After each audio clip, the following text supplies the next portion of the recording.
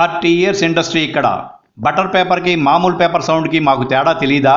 ఊరి మేచ్చుడా. ఈ ఒక్క సీన్తోనే పృథ్వీరాజ్ ఎంత ఫేమస్ అయ్యాడో తెలుగు ఇండస్ట్రీలో ఎవరిని అడిగినా చెబుతారు. ఇటీవల కాలంలో వేగంగా దూసుకొచ్చిన కమెడియన్ అంటే పృథ్వీరాజే. ముఖ్యంగా సునీల్ హీరో అయ్యాక ఆ క్యారెక్టర్స్లో పృథ్వీ రీప్లేస్ అయ్యాడంటే అతిశయోక్తి కాదేమో. నిజానికి బలిరెడ్డి పృథ్వీరాజ్ తండ్రి బలిరెడ్డి సుబ్బారావు దాదాపు 60 సినిమాలకు పైగా నటించారన్న విషయం చాలామందికి తెలియదు. మోహన్ బాబు, సత్యనారాయణ, ప్రభాకర్ రెడ్డి ఇలా ఎంతో మంది సీనియర్స్తో ఆయన నటించారు. కానీ తండ్రి సహాయంతో తన ఇండస్ట్రీలోకి రాలేదని, అనుకోకుండా ఈ రంగంలోకి వచ్చానని చెబుతున్నాడు మన కమెడియన్ కమ్ ఆర్టిస్ట్. అన్నీ కలిసి వస్తే మంచి క్రికెటర్గా ఎదిగేవాడినని, సినిమాల్లోకి రాకపోతే ఇండియా తరపున క్రికెట్ ఆడేవాడినని చెప్పాడు. ఇంకా తన గురించి అనేక విషయాలు చెప్పుకొచ్చాడు. గోదావరి జిల్లా నీళ్లు తాగుతూ తాడేపల్లిగూడెంలో పెరిగానని, సినిమాల్లోకి నాకు బ్రేక్ ఇచ్చిన నటుడు రావు గోపాలరావు గారిని నా జీవితాంతం గుర్తు పెట్టుకుంటానని చెప్తున్నారు. అసలు వివరాల్లోకి వెళితే పశ్చిమ గోదావరి జిల్లాలోని తాడేపల్లిగూడెం మా సొంతూరు. మామయ్యలు, పెద్దమ్మలు, వాళ్ళ పిల్లలంతా కలిసి ఉండే ఉమ్మడి కుటుంబం మాది. పెద్ద కుటుంబం కాబట్టి మేము స్కూల్ ఎగ్గొట్టి ఎక్కడ తిరిగినా క్షణాల్లో విషయం ఇంట్లో తెలిసేది. దాంతో బెత్తం విరిగేది. క్రికెట్లో నేను మంచి బ్యాట్స్మెన్ని. మా వయసు విభాగంలో పశ్చిమ గోదావరిలో అన్ని పోటీల్లో మా జట్టే ముందుండేది. దర్శకుడు కృష్ణవంశీ మా వీధి చివరే ఉండేవాడు. అతను డిగ్రీ కోసం వేరే ఊరెళ్ళిపోవడంతో కొన్నాళ్ల పాటు మా మధ్య సంబంధాలు దూరమయ్యాయి. మా నాన్న ఉద్యోగ రీత్యా రైల్వే పార్సిల్ మాస్టర్ అయినా నటనంటే ఆయనకు చాలా ఇష్టం. నాన్న, శోభన్ బాబు, సత్యనారాయణ గారు లాంటి వాళ్ళంతా ఒకే నాటక సమాఖ్యలో నటించేవారు. ఓసారి ఎన్టీ రామారావు గారు నాన్న నటించిన ఓ నాటకం చూసి ఆయన్ను పిలిచి, మీ నటన మాకు బాగా నచ్చింది, మేమొక సినిమా తీస్తున్నాం, అందులో మీరు కర్ణుడి వేషం వేస్తున్నారు అన్నారు. అలా శ్రీకృష్ణావతారం సినిమాతో నాన్న సినిమాల్లోకి అడుగుపెట్టారు. తరువాత రణభేరి, పేదరాశి పెద్దమ్మ కథ, ధనమా దైవమా మొదలైన చాలా సినిమాల్లో నటించారు. సినిమా మాయలో పడి ఆయన చాలా కాలం పాటు చెన్నైలో ఉండిపోయారు. కొన్నాళ్లకు ఏవో మాట పట్టింపులు వచ్చి నాన్న మాకు దూరంగా అక్కడే స్థిరపడ్డారు. పెద్ద దిక్కు లేకపోవడంతో ఉన్న కొద్దిపాటి ఆస్తి కూడా కరిగిపోయింది. దాంతో అమ్మే చిన్న ఉద్యోగం చేస్తూ నన్ను చదివించేది. డిగ్రీ పూర్తయ్యాక స్పోర్ట్స్ కోటాలో సీటు రావడంతో ఎంఏ చేయడానికి ఆంధ్ర యూనివర్సిటీకి వెళ్ళాను. సినిమాల్లోకి వెళ్లాలన్న ఆలోచనకు పునాది పడింది అక్కడే. యూనివర్సిటీలో తరగతులు పూర్తవగానే సరదాగా బీచ్కి వెళ్ళేవాళ్ళం. అలా తీరంలో ఓసారి అభిలాష షూటింగ్ జరుగుతుంటే చిరంజీవి గారిని చూశా. ఆ తర్వాత కూడా అడపాదడపా ఏదో షూటింగ్లు కంటపడుతూనే ఉండేది. ఆ వాతావరణం చూసినప్పుడల్లా ఆ రంగం పైన తెలియకుండానే ఇష్టం పెరుగుతూ వచ్చేది. కాలేజీలో నేను సాంస్కృతిక సంఘం అధ్యక్షుడిగా ఉన్నప్పుడు వార్షికోత్సవ వేడుక నిర్వహించారు. అంతకుముందు సంవత్సరం అదే వేడుకకు మా సీనియర్లు రావు గోపాలరావు గారిని తీసుకొచ్చారు. నేనెవరిని తేవాలా అని ఆలోచిస్తున్నప్పుడు నటుడు ప్రభాకర్ రెడ్డి గుర్తుకొచ్చారు. నాన్న ద్వారా ప్రభాకర్ రెడ్డి గారితో నాకు కాస్త పరిచయం ఉండేది. ఆ చనువుతోనే వెళ్ళి ఆయన్ను వేడుకకు అతిథిగా రమ్మని అడిగాను. ఆయన వచ్చి వెళ్తూ, నీ ఎత్తు, ఫీచర్స్, బాడీ లాంగ్వేజ్ సినిమాలకు బాగా సరిపోతాయి, పీజీ పూర్తయ్యాక చెన్నై వచ్చేయన్నారు. ఆ మాటలు నా పైన ఎంత ప్రభావం చూపాయంటే నిజంగానే చదువయ్యాక నేరుగా చెన్నై రైలు ఎక్కేశా. ప్రభాకర్ రెడ్డి గారిని కలిస్తే సందర్భాన్ని బట్టి 1,00,000 చెప్తాం, ఆ మాటల్ని పట్టుకుని వచ్చేయడమేనా, ఇంత అమాయకుడు ఎలా పైకొస్తావయ్యా అంటూ చిన్న క్లాస్ తీసుకున్నారు. వెంటనే తిరిగి పంపించలేక ఏదో ఒకటి చూద్దాంలే అని అక్కడే ఉండమన్నారు. చెన్నైకి వచ్చి సినిమాల్లో అవకాశం కోసం ప్రయత్నిస్తున్న విషయం చెబుతూ మా అమ్మకి ఉత్తరం రాశా. హాయిగా ఉద్యోగం చేసుకోక ఎందుకా కష్టాలంటూ అమ్మ తిట్టింది. నేను మాట వినకపోవడంతో నేరుగా చెన్నై వచ్చి ప్రభాకర్ రెడ్డి గారిని కలిసింది. మా ఇద్దరిని బాధ పెట్టడం ఇష్టం లేక నాకు అక్కడే ఓ ఉద్యోగం చూస్తానని, తర్వాత సినిమాల గురించి ఆలోచిద్దామని నాకు అమ్మకి సర్ది చెప్పి ఆమెను పంపించారు. చెప్పినట్లుగానే ఓ హోటల్ రిసెప్షన్ దగ్గర ఫ్రంట్ లైన్ మేనేజర్గా నాకు ఉద్యోగం ఇప్పించారు. అలా రోజులైతే గడుస్తూ వచ్చాయి కానీ సినిమాల్లో పని చేయాలన్న కోరిక విషయం మాత్రం అడుగు ముందుకు పడట్లేదు. చివరికి ఓ రోజు హోటల్లో ఉద్యోగం మానేసి సిటీ కేబుల్లో చేరా. అక్కడైతే సినిమా దర్శకుల్ని ఇంటర్వ్యూలు చేసే అవకాశం ఉండేది. మామూలుగా వెళ్తే ఎవరూ పట్టించుకోరని, ఇంటర్వ్యూ కోసం వెళ్తే కాస్త గౌరవంగా చూస్తారని నా ఆశ. అనుకున్నట్లే అందరూ సానుకూలంగానే స్పందించేవాళ్ళు, కానీ పని మాత్రం జరగలేదు.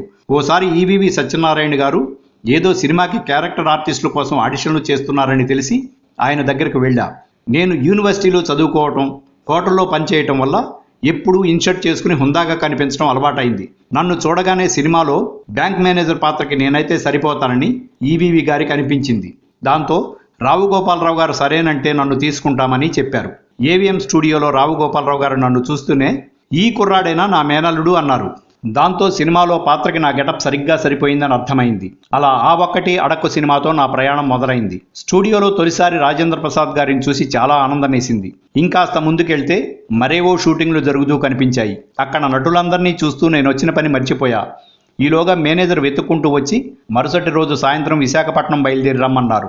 అక్కడ దిగ్గానే రావు గోపాలరావు గారి దగ్గరికి వెళ్ళి నాకు వైజాగ్లో ఎవరూ తెలియదని, ఉండటానికి చోటు లేదని చెప్పడంతో నన్ను ఆయనతో పాటు హోటల్కి తీసుకువెళ్లారు. ఆయనకిచ్చిన సూట్ ముందు గదిలో నన్ను సర్దుకోమన్నారు. కాసేపయ్యాక నన్ను పిలిచి మాట్లాడి వివరాలన్నీ ఆరా తీశారు. నా వ్యవహార శైలి నచ్చటంతో మరుసటి రోజు ఆయన గదిలోనే పక్కన చిన్న మంచం వేయించి అక్కడే ఉండమన్నారు. ఇప్పుడు మనతో కలిసి నటించిన వాళ్ళు మనకంటే వేగంగా పేరు తెచ్చుకోవచ్చు. అలాగని వాళ్ళను చూసి అసూయ పడకూడదు. ఇప్పుడు నీకు అన్నం పెట్టే పరిశ్రమ భవిష్యత్తులో పంచపక్ష పరమాన్నాలు పెడుతుంది. అప్పటి వరకు ఓపిగ్గా ఎదురు చూస్తేనే అనుకున్నది సాధించగలవు అంటూ ఆయన అనుభవాలన్నీ నాకు పాఠాల్లా చెప్పేవారు. ఆయనతో గడిపిన ఆ 40 రోజులు నాకు జీవితం అంటే ఏంటో నేర్పాయి. ఆ ఒక్కటి అడక్కు తర్వాత అవకాశాలు కొదవుండదనుకున్నాను, కానీ అలా జరగలేదు. ఒక్కో సినిమా కోసం కో డైరెక్టర్లు, ప్రొడక్షన్ మేనేజర్ల చుట్టూ పడిగాపులు పడాల్సి వచ్చింది. చిన్న చిన్న అవకాశాలు వచ్చినా అవి కెరీర్కు పెద్దగా ఉపయోగపడలేదు. మధ్యలో సినిమాలు నాకు సరిపడవనిపించి ఇంటికెళ్ళిపోయి కొన్ని రోజులకు ఉండబట్టలేక మళ్ళీ వచ్చేసేవాడిని. ఆ సమయంలోనే మా అమ్మ చనిపోవడం నన్ను డిప్రెషన్లోకి నెట్టేసింది.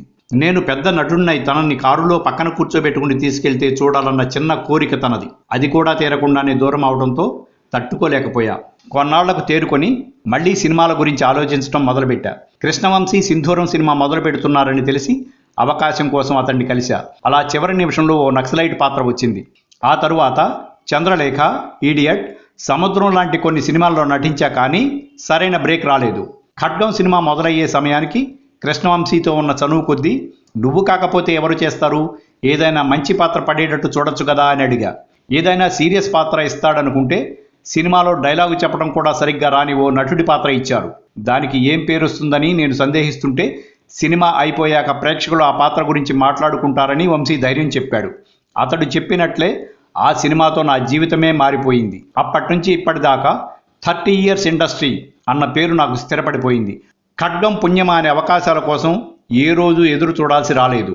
పోకిరి, ఢీ, రెడీ, కిక్, దూకుడు, గబ్బర్ సింగ్, అత్తారింటికి దారేది, ఊహలు గుసగుసలాడేలాంటి బోలెడన్ని హిట్ సినిమాల్లో పేరున్న పాత్రలు చేసే అవకాశం వచ్చింది.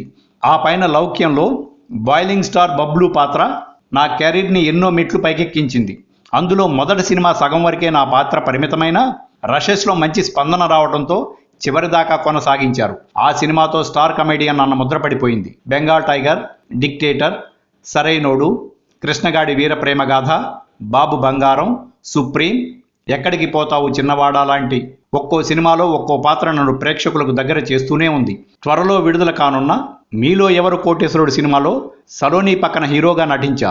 కాటమరాయుడు, బాహుబలి 2, ఖైదీ నెంబర్ 150 లాంటి పెద్ద సినిమాల్లో నటిస్తున్నా. మా గోదావరి భాషలో చెప్పాలంటే సినీ పరిశ్రమలో నటులు, దర్శకులంతా పులస చేపలాంటోళ్ళు. గోదావరికి కొత్త నీరు వచ్చినప్పుడు పులసలు వచ్చినట్లే సినిమాకి ఎప్పటికప్పుడు ప్రతిభ ఉన్న కొత్త వాళ్ళు వస్తూనే ఉంటారు.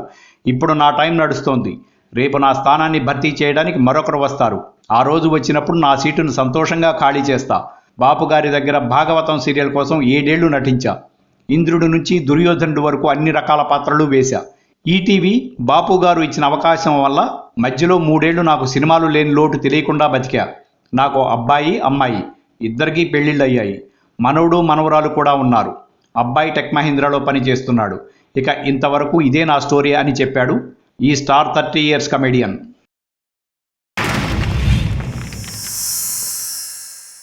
Like and subscribe Eagle Media Works.